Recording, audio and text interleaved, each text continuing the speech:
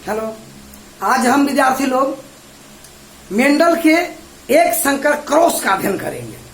इसके पहले हम पीछे वाला कल वाले वीडियो में हम बताए थे कि मेंडल जेनेटिक्स क्षेत्र से जुड़े हुए वैज्ञानिक हैं, उनका जीवनी, उनके बारे में सारे प्रक्रिया को बताया गया था।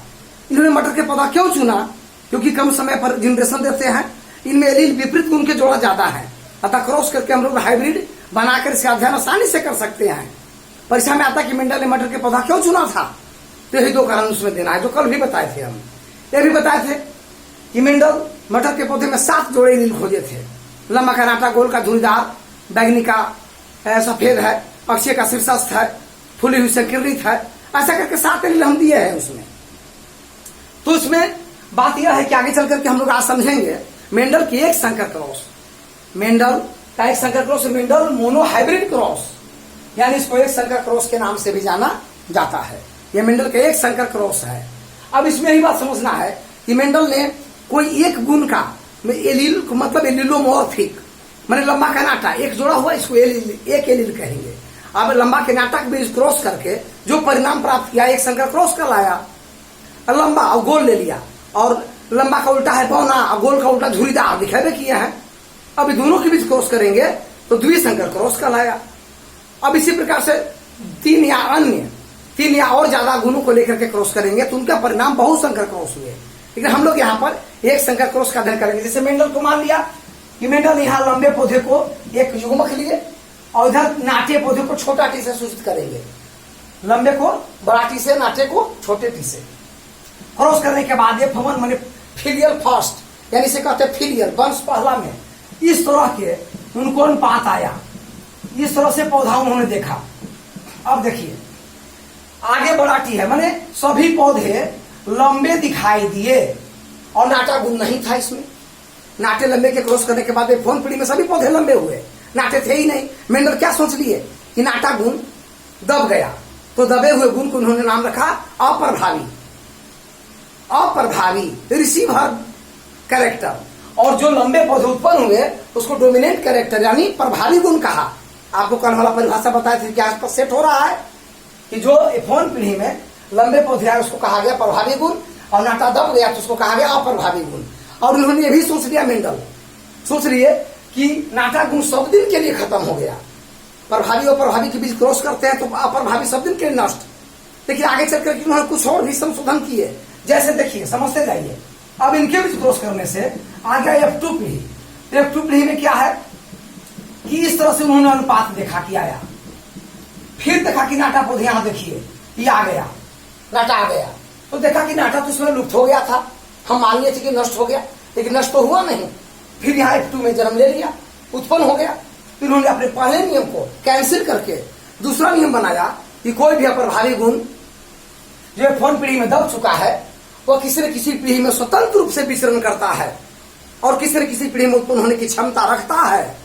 इस नियम का नाम रखा गया स्वतंत्र संकलन या स्वतंत्र अपव्यूहन का नियम।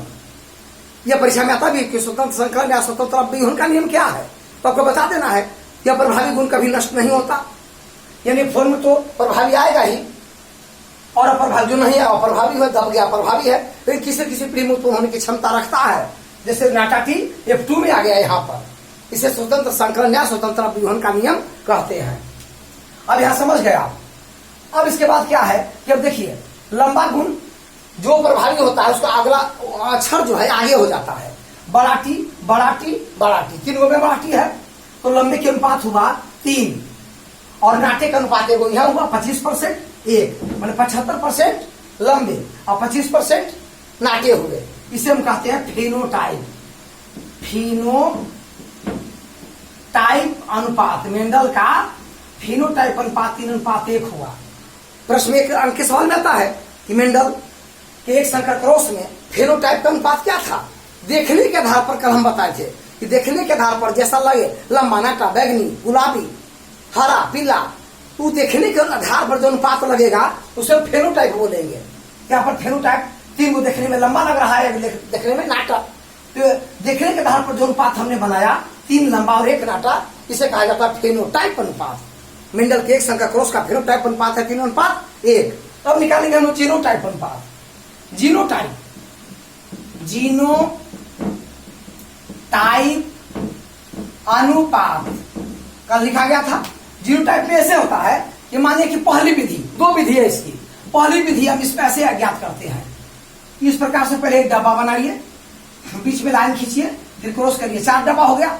और बड़ा टी और छोटा टी यहाँ, बड़ा टी और छोटा टी यहाँ, गुना करिए बड़े से बड़े टी में, तो डबल टी आया, फिर इससे गुना करेंगे इसमें, इस तरह से बड़ा टी छोटा टी आया, फिर इससे गुना करेंगे इसमें, तो बड़ा टी प्रभावी होता है, छोटा टी अप्रभावी, तो पीछे लिखाएगा, और फिर छोटे टी दोनों आ गए। अब देखिए यहाँ पर, तो ये वो हुआ आपको लंबा, लंबा शुद्ध लंबा, शुद्ध लंबा ही हुआ, ये सब संकर लंबा हुआ, तो शुद्ध लंबा एगो हुआ, माने एगो ही हुआ, और संकर लंबा 2 हुआ, और शुद्ध नाटा एगो हुआ, तो 1 अनुपात 2 अनुपात 1, ये हुआ आपको जीनोटाइप। जीनोटाइप हो गया। लेकिन इसको निकालने की दूसरी विधि यहाँ पर देखिए, ये दूसरी विधि है। बस इन्होंने ये किया कि जैसे फर्स्ट नंबर इसको दे दिए, दूसरा नंबर इनको दे दिए, और तीसरा इसको दे दिए, या दूसरा तीसरा इनको मानिए, चौथा इनको मानिए।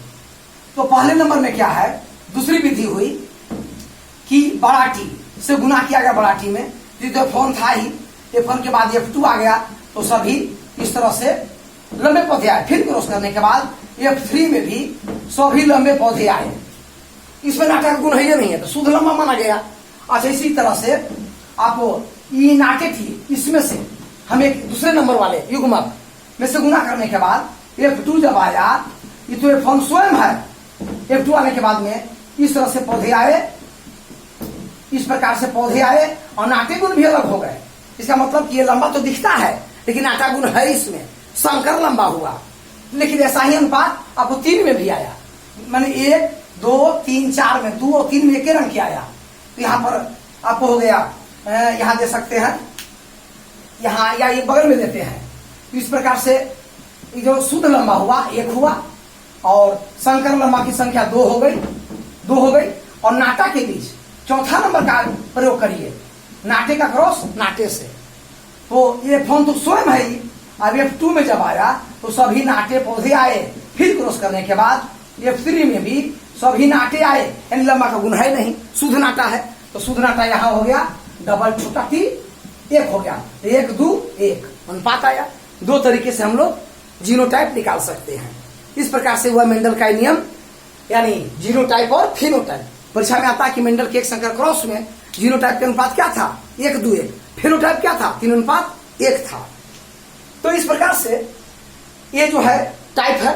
अब इसी में कुछ परिभाषा हम बोले थे कल कि जितने भी परिभाषा लिखा है, जीनोटाइप फिनोटाइप, प्रभावी अप्रभावी, समयुग्मज विषमयुग्मज, एकल लक्षण, सब इसी में जुड़ा हुआ है। कैसे जुड़ा हुआ है, अब इसको देखिए। जैसे लंबे नाटा, लंबे पौधे का क्रॉस नाटे से करते हैं, तो नाटा का गुण लंबे में समाहित हो गया, इसलिए फोन पीढ़ी में केवल लंबे पौधे आए, नाटा दब गया, यानी नाटा समाहित हो गया, जुड़ गया किसके साथ, लंबे के साथ। इसे कहेंगे संयोजन का नियम, संयोजन का नियम, समझ गए। लेकिन F2 में क्या देखे, यहाँ पर ध्यान दीजिए, खेल मजाक नहीं है, ध्यान दीजिए। यहाँ पर F2 में फिर जो है नाटा यहाँ बन गया, तो संयोजन से टूट के अलग न हुआ, यह फिर नाटा गुण दिखाई दे रहा है F2 में। F1 में सभी पौधे लंबे, अब F2 में फिर नाटा आ गया यहाँ, तो वियोजन का नियम या पृथक्करण का ही है, इसे कहते हैं संयोजन का नियम और वियोजन का नियम। एगो हल हो गया। चलिए दूसरा हल करते हैं। दूसरा हल करते हैं प्रभावी गुण और अप्रभावी गुण। जब किसी भी एक के लिए विपरीत गुणों के जोड़े को क्रॉस करने के बाद, जैसे लंबा का क्रॉस गोल से, लंबा का नाटा से, या गोल का झुरीदार से, तो गोल का क्रॉस करेंगे झुरीदार से, तो गोल F1 पीढ़ी में सभी पौधे गोल आएंगे, झुरीदार दब गए, झुरीदार दब गए, तो गोल को जो या फिर लंबा का क्रॉस के नाटा से, तो F1 पीढ़ी में सभी लंबे आए और नाटा दब गया, तो जो उत्पन्न हुआ F1 पीढ़ी में प्रभावी गुण डोमिनेंस कैरेक्टर कहलाएगा, और जो दब गया उसे अप्रभावी रिसीवर कैरेक्टर कहलाएगा। समझ गए ये भी। चलिए तीसरा नंबर में आते हैं। नंबर 3 में है कि जीन, ये सब जीन के आधार पर देखिए, जैसे देखने में तो लंबा लगा आपको, ये वाला भी लंबे लग रहा है, यानी यहाँ देखिए ये भी लंबा शुद्ध लंबा है, ये भी लंबे लग रहा है, देखिए इसमें जीनेटिक गुण नाटा का है, जीनेटिक गुण नाटा का भी है, ये संकर लंबा कहलाएंगे और ये शुद्ध लंबा कहलाएगा। लेकिन नाटे वाले पौधे में लंबे का गुण यहाँ नहीं है, तो शुद्ध नाटा कहलाएगा। इस तरीके से भी ये जीन के कारण ऐसा होता है, इसे कहते हैं जीन, जो अनुवांशिक लक्षणों की इकाई है। अब अगला पॉइंट है एकल लक्षण। एकल लक्षण का अर्थ होता है कि कुछ ऐसे लक्षण है जो पीढ़ी दर पीढ़ी हटती नहीं, ज्यों के त्यों बनी रह जाती है। जैसे यहां देखिए, लंबा का गुण, यहां पर भी लंबे सभी आए और यहां पर भी शुद्ध लंबा आया। नाटा का गुण तो यहां कम से कम दब गया और यहां पर उत्पन्न हुआ, लेकिन लंबे का गुण यहां भी रहा, F1 पीढ़ी में भी, माने युग्मक पूर्वज में भी, युग्मक में, और F1 में भी लंबा रहा और F2 में भी यहां लंबा रहा। ये तीनों में शामिल दिख रहा है। इसे हम एकल लक्षण कहेंगे, unit character, unit character, unit character. अगर आते हैं समयुग्मजीय और विषमयुग्मजीय, होमोजाइगस, हेट्रोजाइगस। जैसे यहां देखिए, लंबा का लंबा एक रंग का युग्मक है, नाटा का नाटा एक रंग है, तो लंबे के साथ युग्मक होमोजाइगस हुए, यानी समयुग्मजीय। नाटा नाटे के साथ है तो समयुग्मजीय। लेकिन यहां पर देखिए, नाटा और लंबा, शंकर लंबा में देखिए बड़ा टी और छोटा टी, माने दोनों का गुण है, तो विषम युग्मजीय हुआ। हेट्रोजाइगस, यही है होमोजाइगस और हेट्रोजाइगस। F4 F2 लिखे हैं, F3 पर ही आ जाएगा। F माने फीलियल वंश, एक पीढ़ी से दूसरे पीढ़ी, दूसरे से तीसरे, तीसरे से चौथे, मेंडल हल करते चले गए। इसी को वंश या पीढ़ी कहा जाता है, वंश या पीढ़ी। इसको हम F1 F2 के नाम से दर्शाते हैं।